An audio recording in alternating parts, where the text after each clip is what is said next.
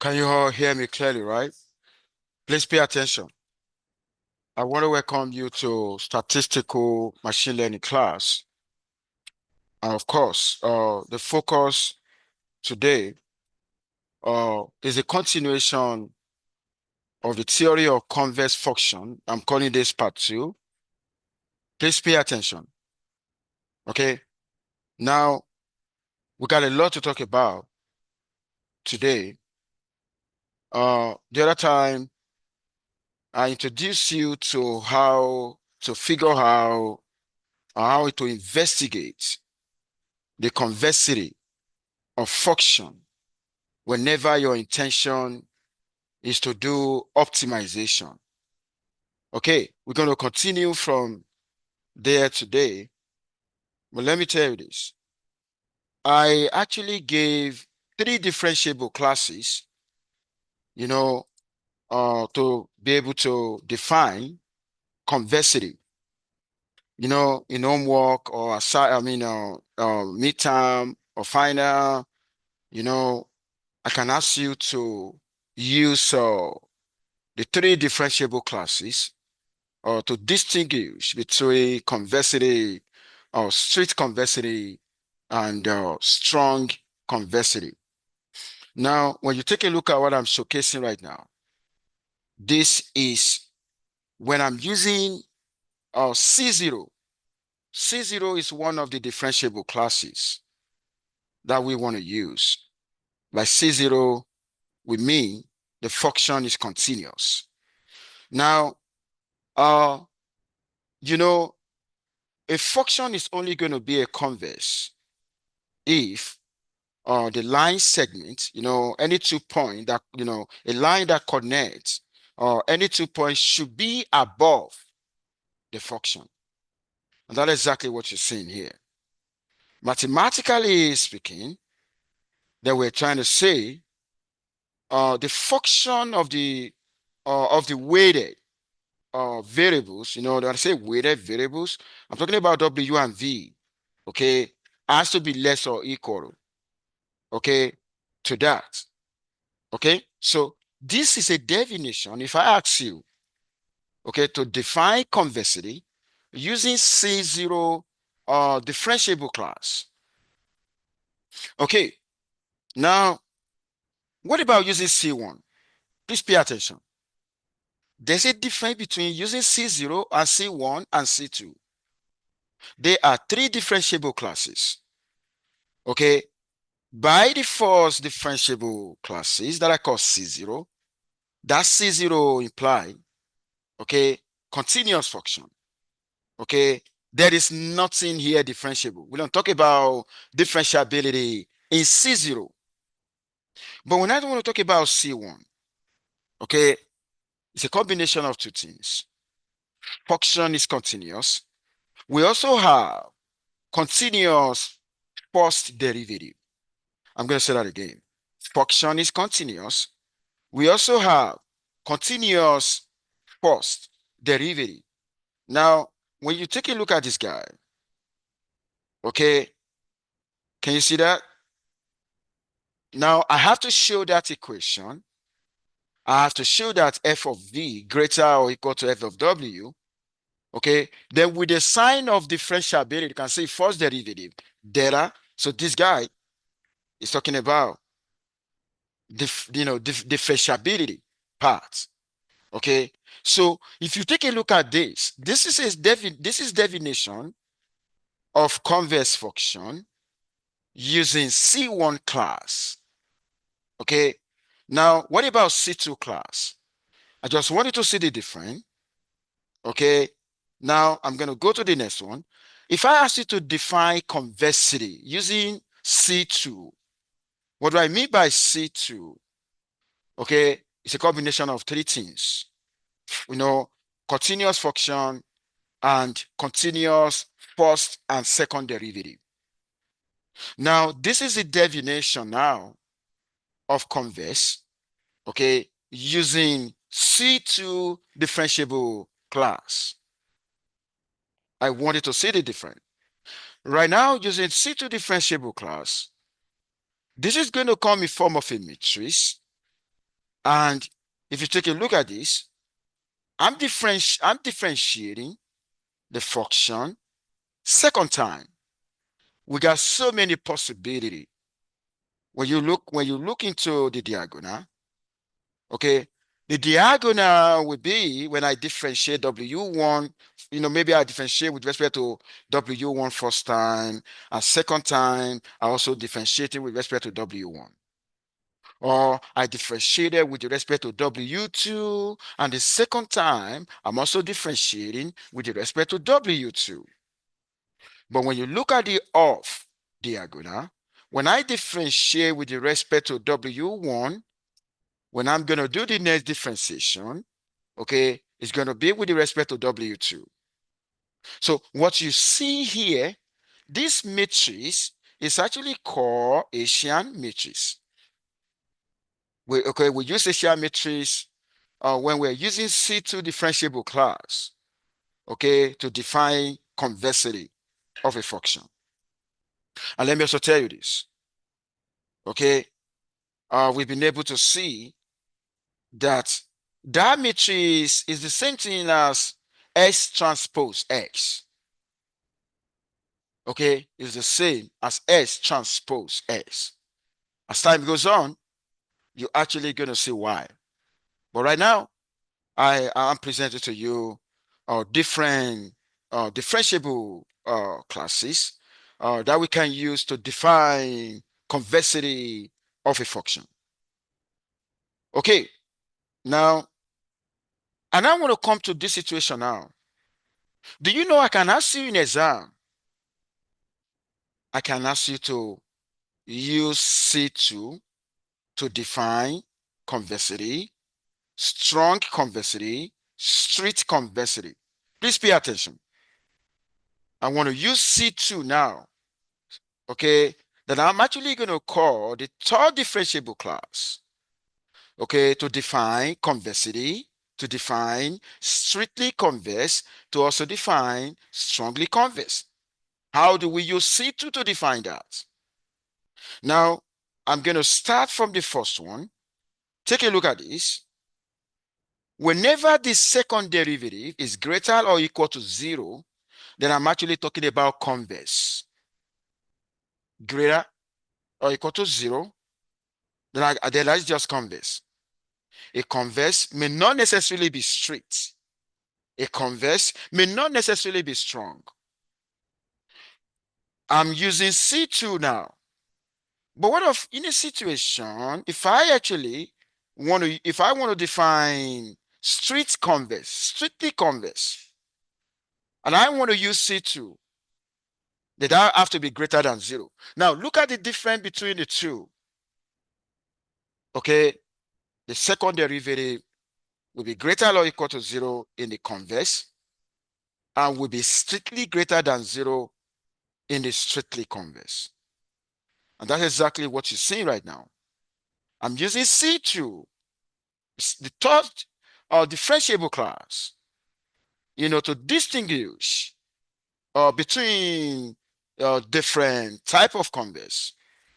Now, if I want to talk about the strong, okay, if I actually want to talk about strong, okay, I need you to see the difference. I want to talk about the strong convexity. Okay, the strong convexity is what we actually want. Okay, with the strong convexity, there's a further restriction. It's like we're putting more restriction in the streets to be able to get a strong convexity. Okay, now when the second derivative is greater or equal to mu I, maybe mu is going to be a number greater than 0. That is how to know. I'm seeing the next assignment where I'm going to give you different kind of functions, and I'm going to ask you to investigate for convexity, whether using C0 or C1 or C2 differentiable classes. Okay, now I actually want to move right now. Let's see example. Okay, let's see example.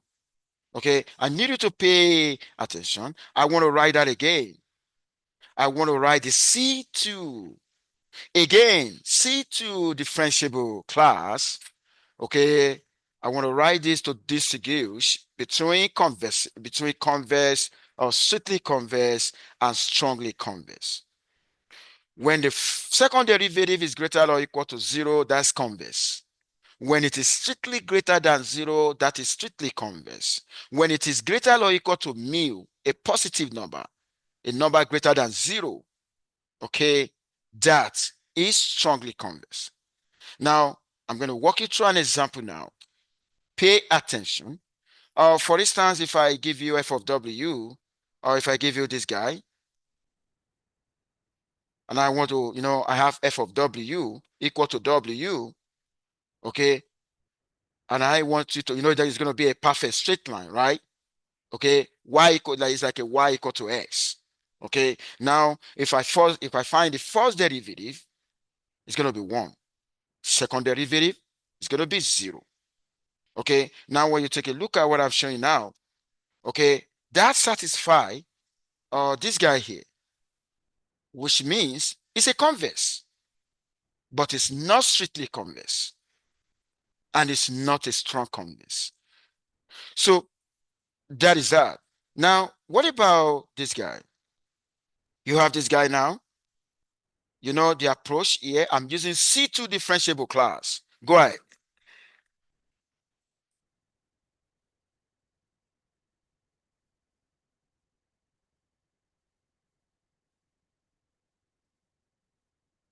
The Asian matrix. That's a good question. Please pay attention. I'm not using the Asian matrix because I'm focusing on univariate, one variable at a time, W. But if I have, that's a good question. If I have a multivariate situation where I have a W1, W2, at times I can have a function of W1, W2 up to Wn. In that situation, I'm actually going to use Asian matrix, just like what he said. But right now, I'm not going to use any matrix because this is univariate, one variable. Okay, now I wanted to look at another function now. Now, because of that, we say, okay, if I have exponential raised to power W, and if I differentiate first time, it's going to be that. If I differentiate second time, it's going to be that. Of course, that will be strictly greater than zero, the second derivative. But when you take a look at this, I have another function now. Take a look at this guy. Okay, I want to tell you reason why anything quadratic is what is our target. Okay, before we can secure a global minimum in optimization, okay, we want our function to behave like a quadratic structure. Now take a look. I'm going to tell you now why anything quadratic is going to be a strongly converse.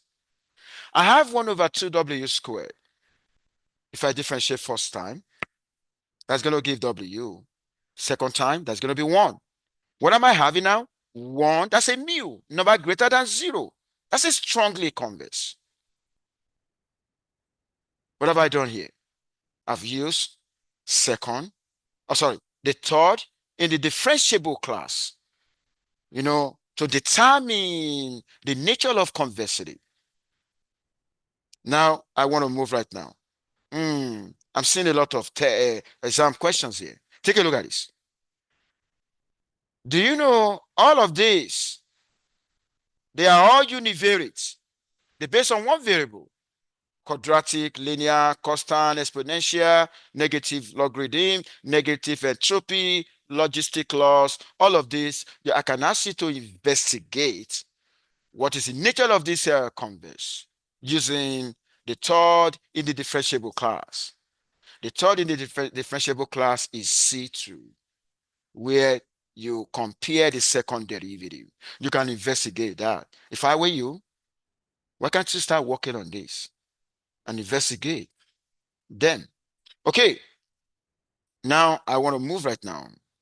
I'm moving. Now, I want to talk about uh, the use of strict convexity, okay, as a regularization technique.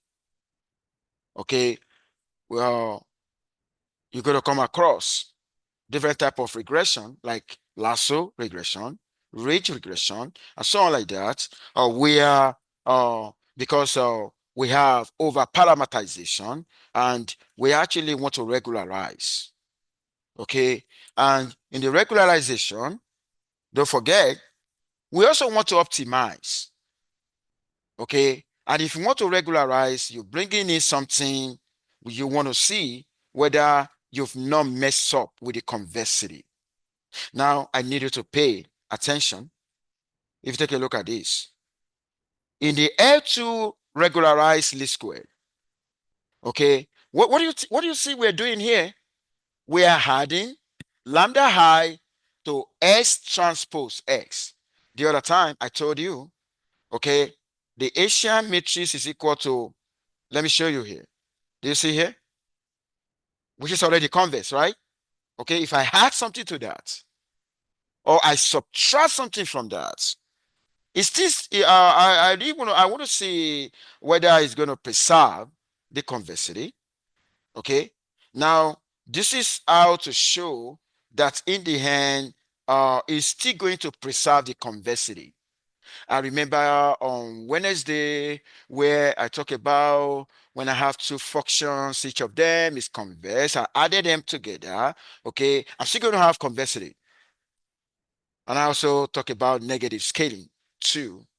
I talk about the composition of linear. I talk about the maximum of two functions. Okay, so this is to tell you here that when you try to regularize, okay, and maybe you are optimizing, you can still guarantee a convex function. And let me tell you this: the moment that happened, this particular guy, the inverse will exist. It will be invertible because in the well, what is it called, in the generalized least square, or in the whether in the lasso regression or in the ridge regression, we also want to try to optimize a loss function, and of course we need to, that particular function need to be invertible. Okay, so the convexity of your function will play a role in how invertible it is.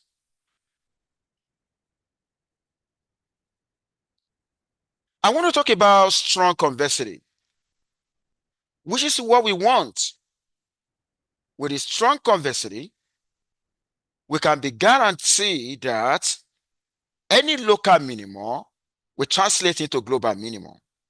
But let me tell you this. I told you the other time, uh, what we actually do in to achieve a strongly converse is when we impose a further restriction on street.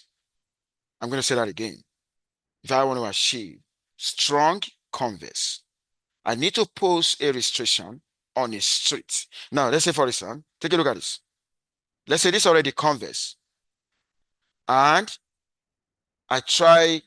What do you think I'm doing here? This is a negative. This is a non-negative scaling. I'm subtracting. What is it not? If you see the other one, that's a square norm, right? A square norm is converse, right? Non-negative scaling of a square norm is also converse. So where am I imposing that? The moment the whole of this is converse, that is strongly converse. Why am I subtracting? Okay, take a look at this part. That is a further restriction that we're imposing on street converse to make it a strong converse. Okay, I just wanted to see that. And in the regularization, where you are adding this, okay, whether you are adding that or you subtracting that, you're still going to have your strong converse. Why? Because what you are adding and what you are subtracting is already converse. And if the whole thing is now converse, then you have a strong converse. With a strong converse, you can achieve global minimum. Your algorithm will not get stuck in a local minimal territory. I want to move right now. I've shown you how to use a C2 class to differentiate between convex, strongly convex, and strictly convex. Can we also use a C0 class? Pay attention. What if I ask you to use a C0 class? The first in the differentiable class to differentiate between convex, strictly convex, and strongly convex. Pay attention. You know, for convex, that is just going to be less or equal to the other part. For strictly convex, it's going to be less than. You can see the difference between it's just this guy and this guy. Does that make sense? But if I want to make, oh my God, if I want to get a strong convex, then I need to be able to add subtract something. Look at what I'm going to be subtracting. Can you see that part? That part is a non-negative scaling of the square of the norm. That's a further restriction that we're imposing on a street to become, a strong, and which means subtracting that mean we actually want to have a bit of decrease, okay, so that you can move away from the end point. We don't want situation whereby you're gonna be close to the end point. Okay, in optimization, okay, is at times it takes forever, for convergence to take place. Okay, and let me tell you this: we want to have a reasonable. We want the algorithm to convert to a reasonable value. We want what it's going to bring, to be global minimum. Okay, I'm going to give you a lot of examples. You can investigate all of that for conversity, but this has been investigated. All of that are convex. Why all of these are concave? We don't want concave. We want convex. Okay. There are situations where we also want concave, but not now. We want convex because we're actually talking about minimization problem. But let me tell you this. We can have a function that is both concave and convex. Is this affine? Okay, this guy here is both concave and convex. Go ahead. Yeah. So the two of them, I'm going to show you why. Okay. It can be both concave. It can be both. It can also be convex. Okay. I'm going to, as time goes on, I'm going to let you know about that. Okay. Now I'm moving. Now we can have, this is an example of convex in n-dimensional space. Maybe I have x1, x2 up to xn. I want to talk about, so all of this, they are convex functions. Make sure you get yourself familiar with them. In case you want to do optimization that have to do with them, they are already convex. They will give you what you want. That's all it means. Okay, this is in an n-dimensional space. What of in a n by n dimensional space? Okay, now if x lies in n by n, where you're talking about n by n matrices of the variable, of course, you find a trace where you define the f of s as this. The trace. The trace is adding what you have in the diagonal, and that give you this. Okay. So this guy is a general affine, and I told you affine can be concave, it can also be convex. Okay. So take a look at that. Now I'm actually going to move. Now this is a first order condition when you differentiate first time. This is, I have so many variables, multivariate situation. I differentiate one at a time, but first time. Okay, that's a first time order.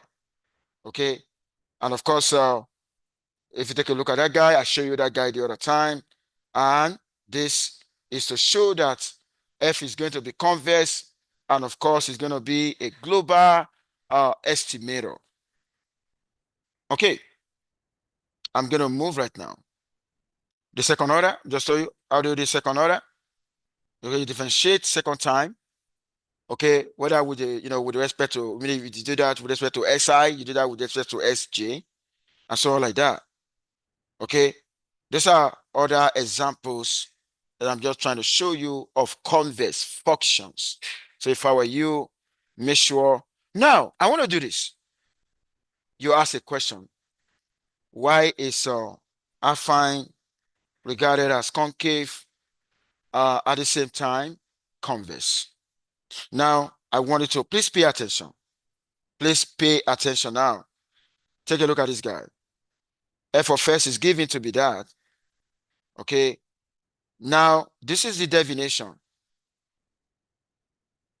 that we talk about, the C0 definition of convexity, right? Now, do you know in the C0 definition of convexity, we say less or equal, right? Or less than. Less or equal is the general convexity. Less than is strictly convex. And when I subtract a non-negative norm from a straight, I have a strong. But let me tell you this. Wherever I see X, can you try something? Wherever you see X, plug in this guy. In this, here. When you plug in this guy, this is what you're going to have back. Try to plug in A transpose X plus B to wherever you see X. What am I trying to talk about? Okay, take a look at this. You know, here we say F of S equal to this, right?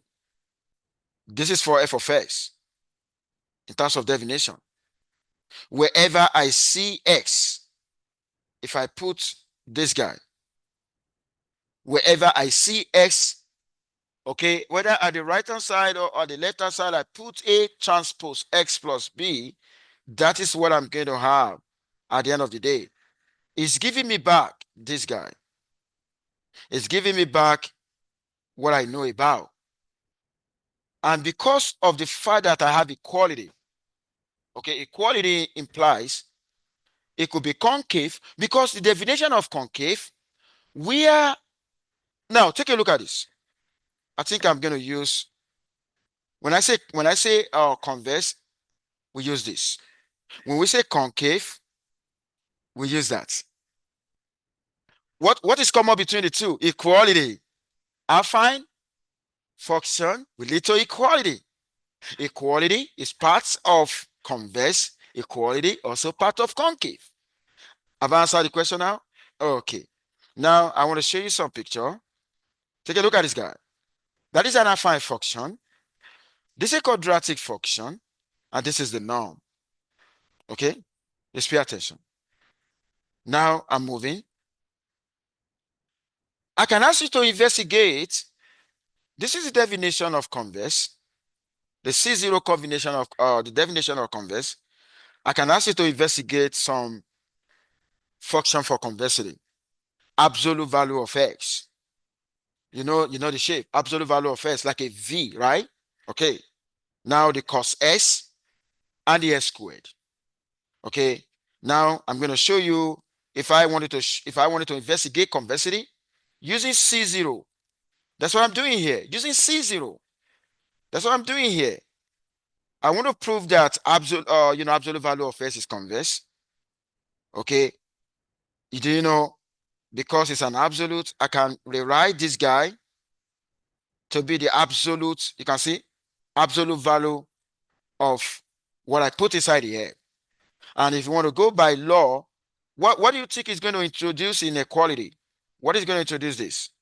What we introduce that is triangular inequality. If I have the absolute value of A plus B, that would be less than absolute value of A plus absolute value of B. And that is exactly what we're using here. And that's a verification that absolute value of S, because that function here is less or equal to. And what brought in less or equal to into that, okay, is triangular inequality. And that obey the law of convexity. Now, I can do the same for s squared. Go ahead.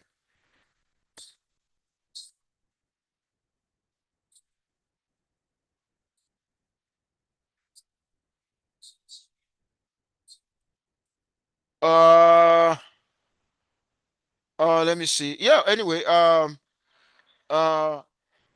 maybe I'm going to say this. Anything that is convex may likely to be concave, but and that was why we said when a function is convex, may not necessarily be straight or strong. So that's a good question. May not necessarily be. Okay, this is the investigation. Take a look at that. For s squared, okay, I'm going to square that, okay, and I'm going to have this guy, okay. Then all what I'm going to do is take the whole of this side to the other side. I'm left with less or equal to 0. Now, let's investigate. If this is less or equal to 0, that is, if it is 0 or negative, then it is convex. Now, let's see. Please pay attention. This guy, that's a positive, right? S minus y all squared. That square is going to make it positive. But this is what is going to make it negative. Look at this guy. Lambda squared minus lambda. And you have lambda in the 0, 1. Do you know when you square a fraction, like for instance, if I have a 0.9, when I square 0.9, what you're going to have will be less than 0.9.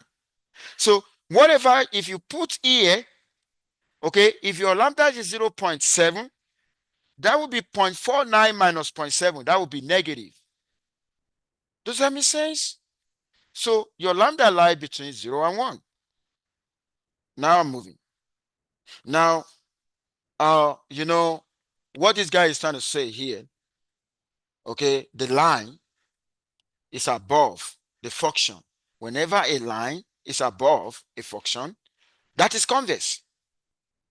Does that make sense?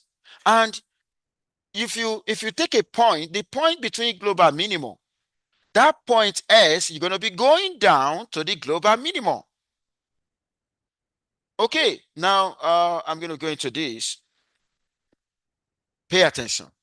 From convex, I can get a concave. Convex, less or equal to, concave, greater or equal to. Then if I have a function that is convex, then if I multiply by negative 1. If I multiply less or equal to by negative 1, is going to change to greater or equal to. That is exactly what this is the definition of a concave. Now, look at that. You can see greater or equal to. If I multiply concave function by negative 1, it gives me convex function. If I multiply convex function by negative 1, it gives me concave. Okay? So if I'm going to start to show, okay, if this guy is convex, of course, because of the less or equal to, if I multiply by negative 1, okay, if I multiply both sides, then this guy is going to change to greater or equal to. And if you take a look at what I have, right? Oh my God, take a look at this guy now. Negative f is your g, because here we said g of s equal to negative f of s. And wherever I see negative f of s is going to be replaced by g of s. Whenever I see negative f of y, is going to be replaced by g of y. And what have we done here? We've been able to prove theoretically that when a function is concave, if I multiply by negative 1, it becomes a convex. Now I'm moving. That is the question. Can a function be both convex and concave on the same set? Give example. If not, and of course, an example is a linear function that we can find out for now. But further investigation, maybe it's going to reveal other functions that may be concave and at the same time be convex. But any function that will at the same time be that may not necessarily be a straight and may not necessarily be a strong.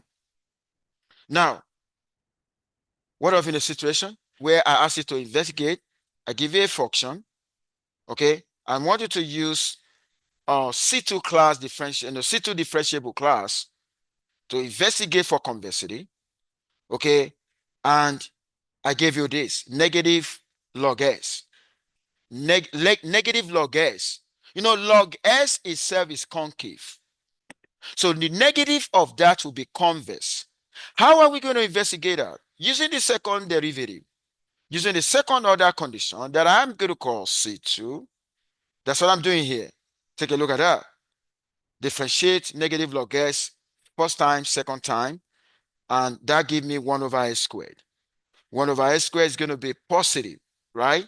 And that indicates when it's positive, that indicates that is negative log s is convex. Now, here, this is how to show. If ever I showed you the other time, go ahead.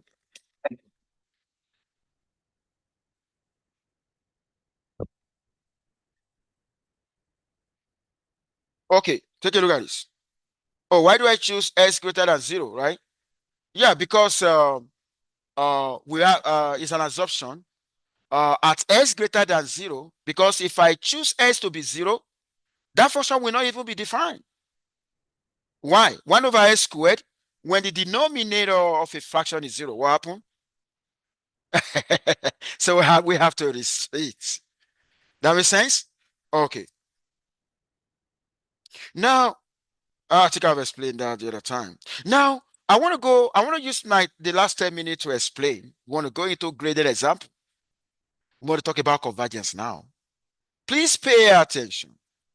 Okay, we will now examine the graded descent algorithm, okay, and study the effect of learning rate alpha on the convergence of algorithm. Now, in the gradient descent, we're going to want to make use of this guy.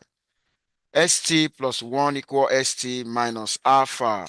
We want to assume that we have a function that we want to optimize, but direct approach is not going to work.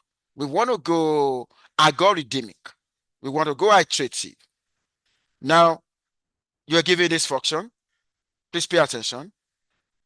And we want to use different values of alpha, because let me tell you this, the alpha value that you use will determine whether the convergence zone is going to take place faster or not. Even that situation whereby it could diverge and not converge. We don't want divergence. Okay, so now we want to try 3 different values of alpha. Let me tell you this. Alpha is a learning rate. Learning rate, your choice of learning rate, will determine the convergence of your function, of your algorithm. Now, I'm going to use when s equal to 0.5, when s equal to 0.1, when s equal to 10. I mean, when alpha equal to 10, when alpha equal to 0.1. Now, how do you use that? Pay attention. You are given a function, this guy, right? Do the first, because if you take a look at this, that delta f means first derivative. I'm going to do the first derivative of that. Okay. When I do the first derivative, look at that. This is the function y. The first derivative of that will be 2x minus 4, right? Now, what I'm going to do, I'm going to start with initial value, x1 equal to 6. Maybe because in the function, the constant here is 6. Okay, you need to start with the initial, a very good initial value. Now here, we are assuming that we are starting with 6. Now, if you start with 6, okay, if I plug in, I'm going to plug in 6 here. That's why you say 6 minus 0.1. I'm using alpha to be 0.1 right now. When you plug in 6 into this derivative, what is 2 times 6? 12. 12 minus 4, 8. That was how you got this 8. Can you see that? By the time your S2 is going to give you 5.2. Now, when you have 5.2, you continue. Now, this 5.2, now, I'm actually using it here. I will repeat the process. I'm going to plug in 5.2 into the derivative. Then I'm going to continue to do that. When you continue to do that, it's going to get to a point that when you continue to go further, it's going to give the same value. The moment you have it, the same value, it has converged. And that was why I said using alpha equal to 0.1, algorithm eventually converges. It's going to converge. But if I decide to use 0.5, okay, I want to use an alpha, the learning rate, to be 0.5. Oh my God. With a 0.5, I got my S2 to be 2. When you decide to continue, it's still going to be 2, 2, 2, 2, 2, 2, 2, which means using 0.5, using a learning rate of 0.5, my algorithm converges with one step. But let me tell you this. This is very real. This is going to be one of the best algorithms, when it converges at one step. But let me tell you this. When you decide to increase your alpha to 10, it diverges. It's going to diverge. Okay? Learning rate is very, very crucial when it comes to convergence of algorithm. I just talked about one variable situation. What about in two variable situation? Pay attention. Okay, this is a two variable, f of xy. Okay, now they give you a starting point, 2 and 3. The 2 means x equal to 2, y equal to 3, and they give you an alpha of 0.1. Oh my God, I'm seeing assignment question here. Pay attention. Now, what I'm going to do is I'm actually going to get a first derivative. What do I mean? Oh my God. I'm actually going to come here. I'm going to differentiate that with respect to x. When I do that with respect to x, is this guy. Okay? I will do that I will differentiate with respect to x. Then I'm going to come here again. I will differentiate with respect to y. With respect to y, it's going to give me this. Now, when two variables are involved, two derivatives are involved. One with respect to x, the other one with respect to y. Does that make sense to everyone? What I got here. What if in a situation where you have a three variable situation, you're going to do with respect to s, with respect to y, with respect to z. By the time you write your data f, it's going to be a vector of derivative. Now, the next thing, you want to start with the initial point. The initial point is 2 and 3, right? When you see x1 and y1, okay, now the 2 and 3, what am I going to do? Okay, I'm going to put 2 and 3 here, minus what they gave us. What is the alpha? Alpha is 0.1. Then what I'm going to do, oh my God, I'm going to plug in 2 and 3 into here. Try that. Plug 2 and 3. 2 into x and 3 into y. That will give you 30. Okay. Plug that in here too. You plug in s to be 2, y to be 3. That will give you 24. Are you seeing that? Now, the moment you have that, what is the next thing oh my God, I'm going to do 0.1 times that. Then what is it? 0.1 times 30 will be what? 3, right? What is 2 minus 3? What is 2 minus 3? That's going to be -1. Then I'm going to do 0.1 times 24. That will be 2.4. 3 minus 2.4, that will be 0.6. Can you see that? I have my new set of variable now. Then I'm going to continue in the process. Then now I continue. This will eventually converge at 50. How do I know it's going to converge at 50 when I continue doing that? When I got 50 for the first time, I get 50 again, and the algorithm should stop. Okay. Some exercise for you. Now the next is, what is the essence of convexity? It's for optimality. Okay. Algorithm efficiency. Okay. Talking about the convexity of your function will determine, your algorithm efficiency. I just talked about it. The global optimality. We don't want to settle for local, okay? Then efficient handling of constraints. At times we could have, some optimization that may involve constraints. The monotonicity of first order condition. You can read all of that. Then convexity is required in machine learning algorithm and in data science. Okay. So convexity is very, very required. Remember in lasso regression, in the ridge regression, of course, when you want to minimize loss function, okay, using algorithm, we want a situation whereby the algorithm will not get stuck in the local minimum. Okay. And the convexity is required. Okay. So you can read all of that. And what are the reasons for getting trapped in local minimum is because of the fact that your function is not convex. Now you know how to investigate the convexity. Okay, the gradient-based optimization algorithm, exploitation without sufficient exploration, or you are using a noisy, oh my God, a noisy function. I said something the other time, your data could be noisy, your function could be noisy. And that is why you need to investigate every part in your function for convexity. Okay, you can read what are the strategies. I have a random start right now when I was choosing linear rate alpha. Okay, so if you read all of that, of course, that is going to guide you. What are we going to have next? We want to go into clustering in machine learning. That's what we're going to have next.